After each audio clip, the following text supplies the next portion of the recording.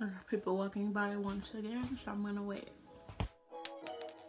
Hey guys, it's Sierra and welcome back or to my channel. Appreciate you being here. Today I'm gonna be talking about the dark side of natural hair. This video is for anybody who is thinking about transitioning to natural hair. I'm here to help you because I don't know. It's important that you look at some of the things that could be considered difficult when transitioning to natural. If you don't, then you'll get into it and then you'll be sad because nobody told you, but here I am to tell you. If you end up liking this video, then you can physically like it with your finger. And if you end up liking me as a person, why don't you subscribe? Because, you know, it'll make me feel good about myself. That's all I have to say. I'm ready to start. I'm anxious. Okay, here we go. So the first thing that I want to say is that not everybody's hair is going to look like this or this or this. When you're going natural, a lot of people like to think that that's what healthy hair looks like, or that's what everybody's hair should look like when you go natural, but that's not always true. Everybody has different hair, everybody has a different texture of hair, and you're not gonna know what it is until you actually transition and go natural. You're not gonna see your actual hair pattern. Never knew I had the kind of hair that I had until I went natural. You have to learn to love your personal hair pattern, curl pattern, before you can even go natural, because if you end up having a totally different hair pattern than you expected, I don't want anybody getting disappointed and just giving up because they don't have the type of hair that they think is acceptable. Acceptable hair is the hair that you have if you choose to accept it. Any hair can be acceptable if you decide to love it and nurture it and treat it like it's the hair that you wanted. The next thing that I want to talk about is maintenance. There's a lot of people who think that it's harder than it is, and then there's a lot of people who think that it's easier than it is. I'm a lazy natural, but not to the damaging point, if you know what I mean. Something just flew by my window. Wow.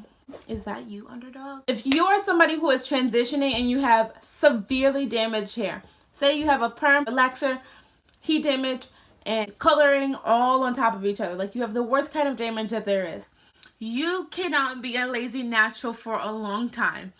It is important. I'm a lazy natural because at this point I have cut all my damage off and my hair can hold its own for longer than it used to. When I was transitioning, I could not be a lazy natural. I was always spending time on my hair. I was always in the bathroom. When it's at its weakest state, you cannot, and I repeat, cannot not take care of it, if that makes sense. It's easier to have split ends. It's easier for you to thin it out, or, you know, like I said, breakage. So you must treat your hair the kindest when you're transitioning.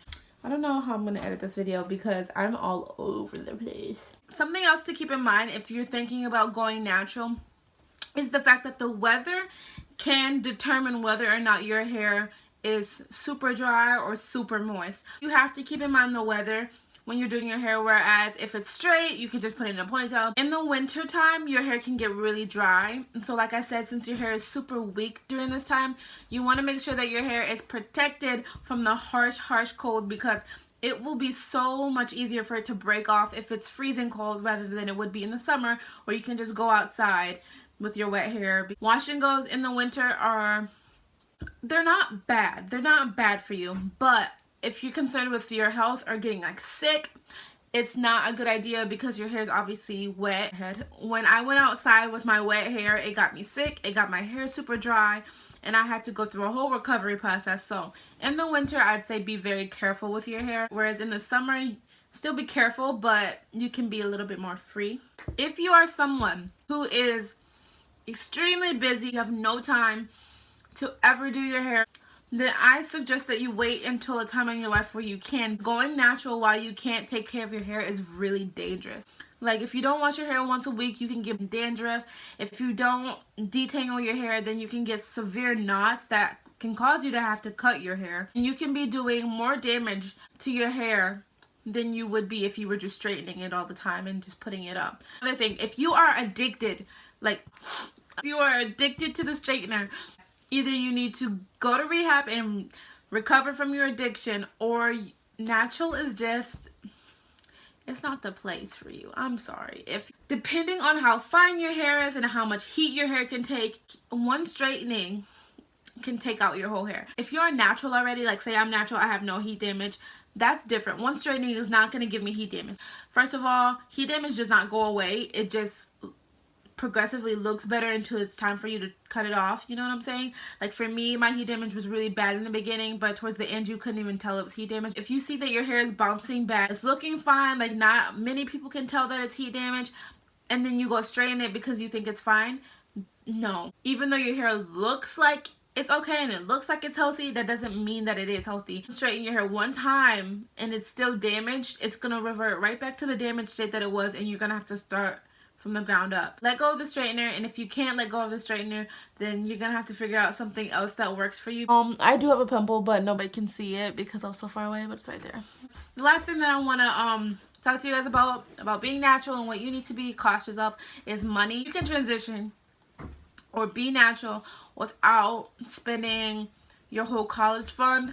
When you're transitioning, it's a little different because you have to experiment with products and methods that you've never used before, because obviously if you haven't been natural before, you don't know what works for your hair. It's a lot of trial and error if you don't know what works for your hair. If I were you, I would start traditional. I would start with a regular moisturizer, a regular shampoo, a regular conditioner, and see what your hair is lacking from those generic products. And if your hair is super dry, then when you go to the store, look for something that says it's really moisturizing. Once you find out what your hair needs, it's going to be easier for you to find products that work for you, and it'll be easier as you go along. It's not as hard as it sounds, but it will cost you money to find what products that work for you, and then to keep replenishing those products until you decide to actually go natural. My transitioning hair needs are completely different from my natural hair needs. That's all that I have for you today. If you guys have any questions for me, I will be glad to answer them. If you have the time for it, you have the effort for it, and you have the passion to see what your hair can be, how long it can get, how thick it can get, then I say you go natural. But if you don't have the time for it and you just feel like you can't take care of it, then I say that you find something that works for you. You know, if you made it this far, then you are the best, first of all. Don't forget to hit the subscribe button if you enjoyed this video. Like it if you enjoyed it. And I will see you guys in the next one. All right. Bye.